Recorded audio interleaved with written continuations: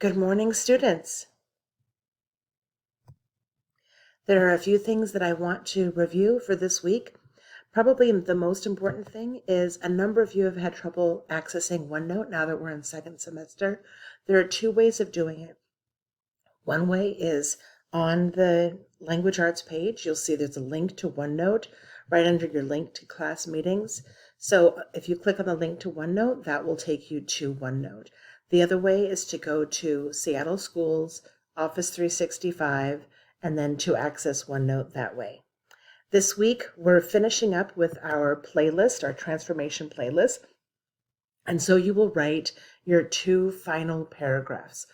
So there will be a total of 5 paragraphs for the assignment, each one analyzing its own song. So overall, it'll be 5 songs, each analyzed, and that's the final assignment.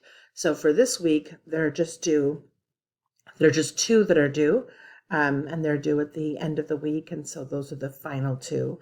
Again, there'll be a total of 5, and this is the first grade of second semester for you. The other thing that I'd like you to do this week is to bring a poem to class for our second class of the week so that we can have a poetry celebration. And we'll talk more about poetry this week. I look forward to working with all of you.